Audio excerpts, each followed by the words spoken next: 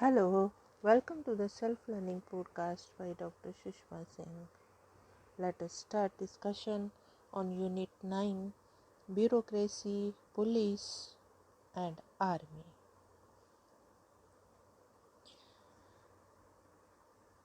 Police, civil service and military are a part of coercive apparatus of any state.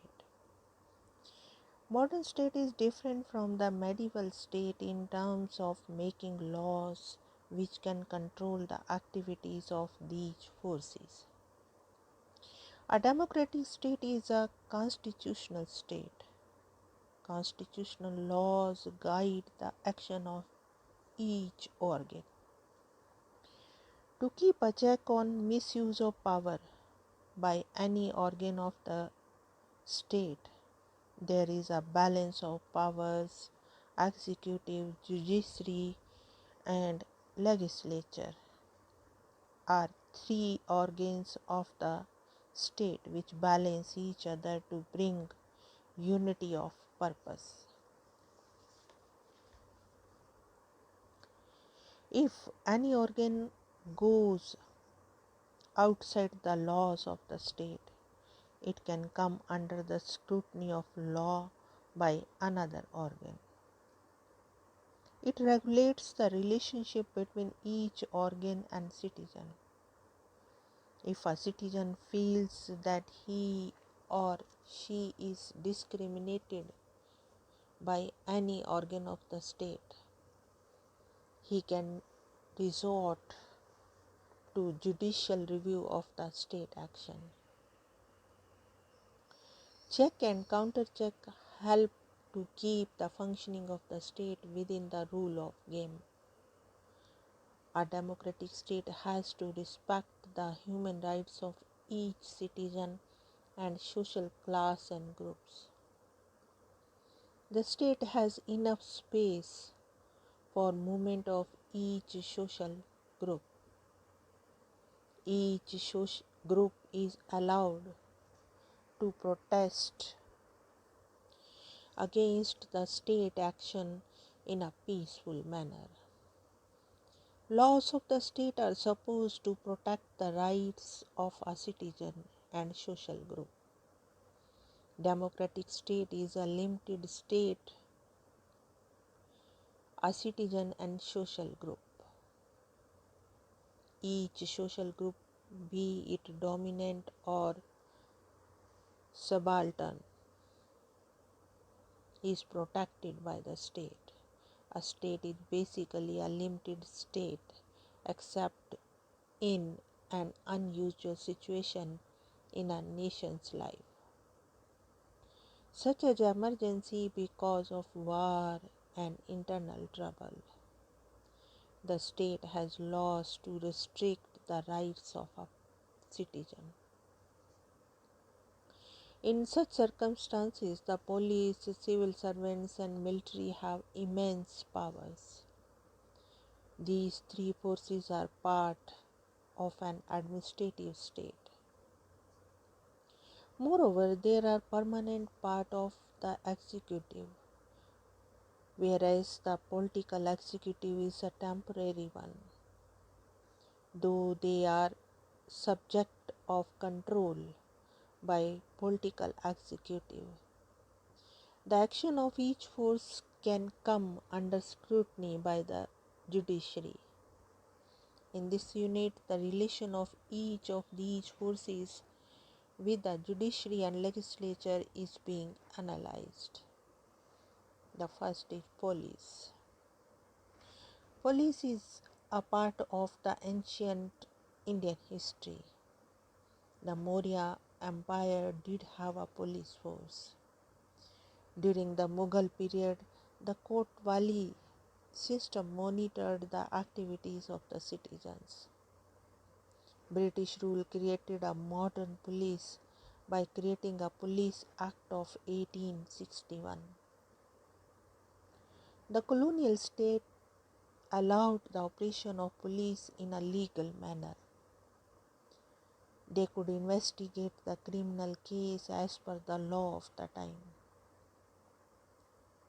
The colonial state created a legal framework which limited the police actions, though they served the interests of the colonial masters. At the same time, the laws of the state gave them autonomy. Even the British citizen came under their control to some extent. If they committed crimes, they were listed by the Police Act. It is wrong to presume that the Police Act served the interest of the colonial masters only. This act is serving the needs of the post-independent Indian state. Some of the provisions have been amended, but in essence the act has been kept intact.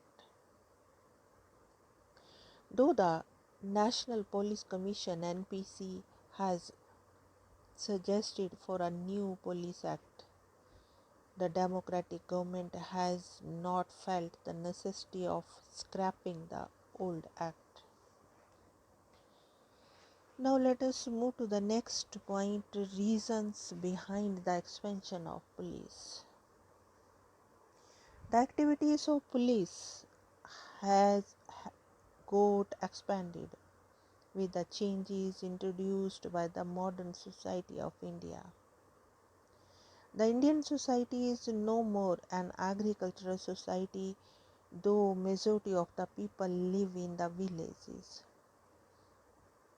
But in terms of contribution to the national income, the share of agriculture had declined drastically. The contributions of industry and service sector have increased.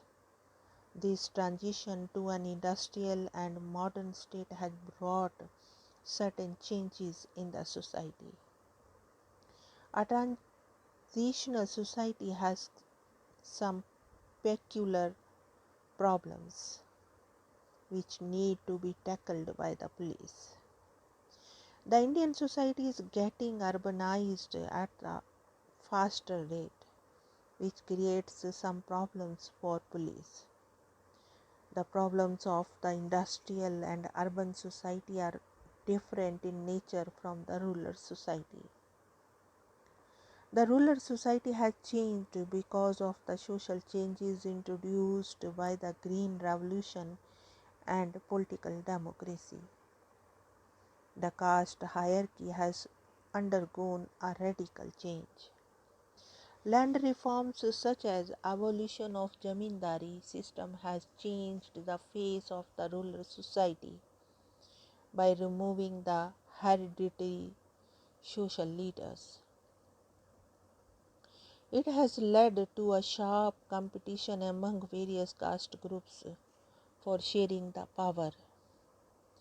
The changing balance of the social forces in rural society gets reflected in police or political. The democratic politics has brought some changes in the society.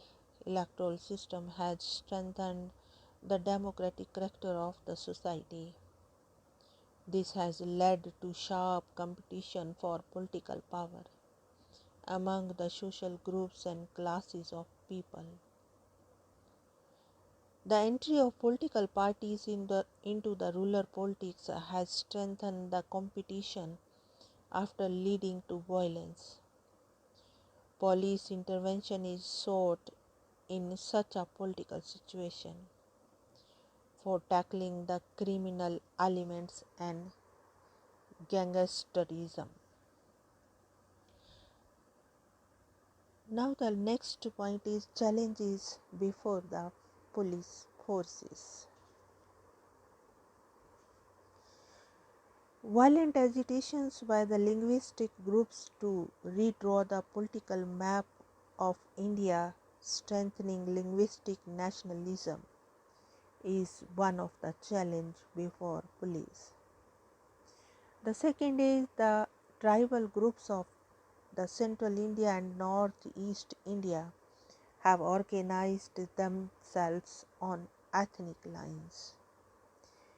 and movement for land distribution very often leads to violence between the rich and the poor in rural India. Agitations organized by the political parties to protest the displacement of people due to the major environmental projects by the government or by a private party, and terrorism and militant movement, growth of religious fundamentalism leading to violent conflicts, caste clashes between the upper and lower caste on such issues as access to common property or self-respect movement. Violent conflict between the rural rich and landless labor on the issue of wages. Violent conflicts between the upper caste and lower caste in towns on the question of reservation of jobs on caste lines. While social legislation are made by the state, the responsibility to execute those laws is given to the police. The tackling of crimes against children and women are a major responsibility of the present police. Introduction of IT has brought in cyber crimes which need to be tackled by the police, and the growth of underworld in metropolis has created problems for the police. Now let us wind up the session and take rest. Thank you very much for engaging yourself with the Self Learning Podcast.